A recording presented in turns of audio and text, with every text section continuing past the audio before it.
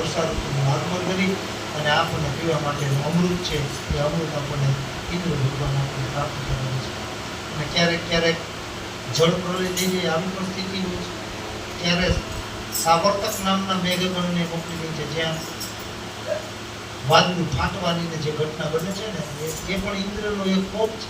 અને આ કોપથી ઇન્દ્રએ સાવર્તક નામના મેઘને મોકલી અને કોપનો ત્યાગ કરે છે. આમ મૃત પામેલો રોહિત પણ ફરી પાછો એક સજીવન થઈ જાય છે. અને પછી હરિશ્ચંદ્રએ કહ્યું, જ્યાં સુધી મારા સ્વામી મને રજા ન આપે ત્યાં સુધી હું જઈ ન શકું. રાજા હરિશ્ચંદ્રને તો ત્યાંથી છૂટ આપવામાં આવી કે રાજન, હવે આપ સદેહે આ સ્વર્ગની અંદર બિરાજમાન થઈ જાઓ. ત્યારે હરિશ્ચંદ્રએ કહ્યું કે જ્યાં સુધી મને મારા માલિકના આજ્ઞા ન આપે ને ત્યાં સુધી હું અહીંથી ન જઈ શકું. આવા વફાદારીપૂર્વક પોતાની સત્યતા બતાવવાની બાકી તો રાજન હતા. રાજા છે ને એ પ્રજાનો પ્રેમી જ હોય હંમેશા.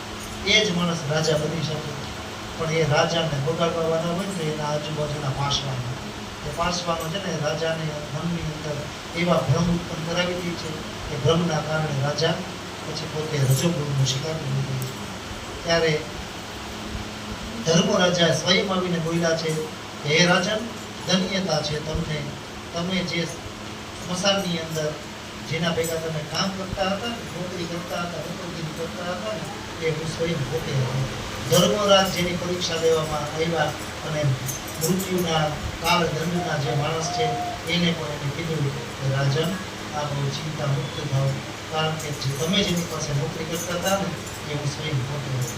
એટલે ધર્મરાજા પણ એનાથી ખૂબ જ પ્રસન્ન થયા અને કહ્યું કે તમે તમારી પરીક્ષામાં પૂર્ણ થયા છો, ઉત્તીર્ણ થયા છો, એટલે હવે તમે સ્વર્ગમાં જઈ શકો છો. એટલે રાજા હરિશ્ચંદ્રએ કહ્યું કે જ્યાં સુધી મારી અયોધ્યાની પ્રજાને હું સાથે સ્વર્ગમાં ન લઈ જઈ શકું ને તો મારે સ્વર્ગમાં નથી રહેવું. આવા રાજા જોઈએ તો પોતાની પ્રજાને પણ સ્વર્ગમાં લઈ જવા માટે એ પરમાત્માને પણ કહે છે કે હું મારી પ્રજાને પણ આપણે સાથે લઈ છે. કે રાજાએ પોતાની પુણ્યની પ્રાપ્તિ હોય તો સ્વર્ગની પ્રાપ્તિ થાય. એની પાસે જે પુણ્ય હતું, કારણ કે એના અયોધ્યા નગરની અંદર તો ઘણા બધી એવા હતા કે જેના કારણે સીતા માતાનો ત્યાગ થયો. એટલે બધાના મનની અંદર પૂજાનો ભાવ સરખે સરખો ન હોય એટલે એને તરત જ પોતાનું જે તપ હતું ને એ તપ છે એને પોતાનું જે પુણ્ય હતું ને પુણ્ય સમસ્ત પ્રજાની અંદર વેચી દે અને અયોધ્યાની પ્રજાને પણ પોતાની સાથે સ્વર્ગમાં લઈ ગયા છે.